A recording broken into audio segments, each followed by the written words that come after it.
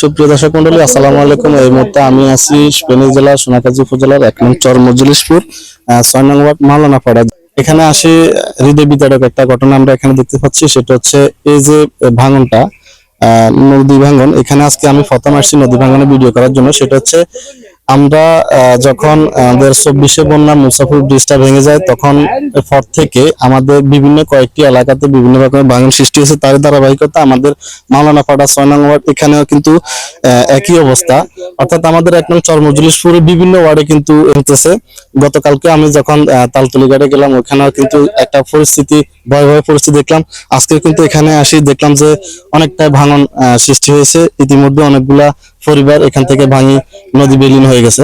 এখন আমরা এখানকার কিছু স্থানীয় মানুষের সাথে যদি কথা বলতে পারি, তাহলে আপনাদেরকে বিষয়টা দেখাতাম যে এখানে মানুষের যে কষ্ট, দুঃখ, দুর্দশা, এটা যদি আপনাদের কাছে একটু তুলে ধরি, তাহলে অন্ততপক্ষে আমাদের স্থানীয় সরকার মন্ত্রণালয় তারা যদি বিষয়টা একটু নজরদারিতে রাখেন। মুরব্বী, যদি প্রথমত আপনি আপনার পরিচয়টা দিতেন, আপনার নাম এবং বাড়ি, এগুলো একটু বলবেন। আমার নাম ওহিদুর রহমান, মাওলানা পাড়া। আমার নাম ওহিদুর রহমান। আমি নদীর পাশে আমার ঘর, বহুত দূরে আছিল আজকে অনেক দিনের জন্য। এখন এই গেটটা যাইবার পর হইতে আমার ঘরের কান্নিতে চলিয়ে আছে, আর অনেক বাড়িঘর নষ্ট হয়েছে। আমরা অনেক পরিবার এখানে বস্তু আর হয়েছে, কারো ঘরের বিড়াল হয়ে গেছে। এইভাবে আজকে কদিন অতিরিক্ত ধ্বংস হয়ে যাবে শুরু হয়েছে। গাছ গাছ আমরা কাটি হারিয়েন না, সব ধ্বংস হয়ে যাবে, বাড়িঘরও সরাই হারিয়েন না। আমরা যদি মেহরবানি করি আর দেখেন, তাহলে দেখতেন পারেন।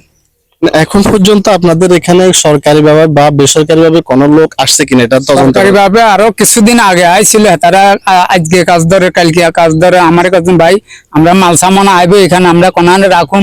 আমি তাহলে পজিশন দেখা দিছি, বালু কোনায় রাখতে হইলে এটাও দেখা দিছি। আমি বলছি কোন জায়গার বাটা কিছু লাগতো না, আমাদের মাঠ ডিম আন্ডা আমরা এখানে বরট করবেন, পালাইবেন। আরো 2বার করে এখানে এয়া করছে, হালাইছে।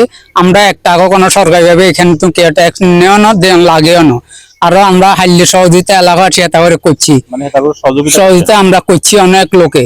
খাওয়া দাওয়া যে টাইমে অফিসার আইলে, পানি উন্নয়ন বোর্ডের লোক আইলে আমরা যতটুর পরিমাণে তারা চেষ্টা করছে, তারাও করছে। এখন এই কিছু আরো মাস 3-4 মাস পর্যন্ত খালি আসে না, আইবো আসে না, এই করতে করতে আমরা তো একদম সরবার হয়ে গেছি এখন। আপনাদের যেখানে মানে ভাঙা শুরু হয়েছে, এখানে আপনাদের আনুমানিক কতটা ফ্যামিলি বসবাস করে? আমরা এখানে ফ্যামিলি ওরা সাইড হইতে 70 জন আছে, নদীর সাইডে 60 থেকে 70 জন।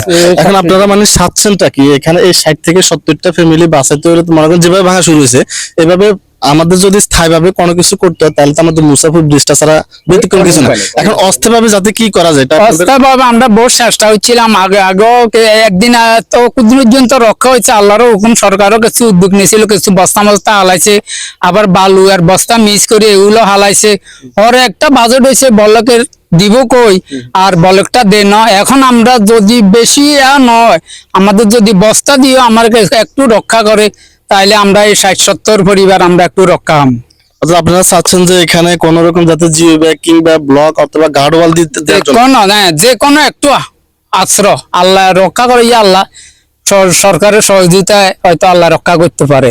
এই জন্য ঠিক আছে, আমরা আপনাদের এই কথাগুলা আমাদের এই ভিডিওর মাধ্যমে আমাদের যাতে স্থানীয় সরকার যারা আছে, সরকার মন্ত্রণালয় বা লোক যারা আছে, এখন বর্তমান সরকারের যারা দায়িত্বশীল আছে, আমরা তাদের কাছে এই ভিডিওটা পৌঁছাবো এবং আমরা আরো কিছু মানুষের সাথে কথা বলার চেষ্টা করবো। ঠিক আছে।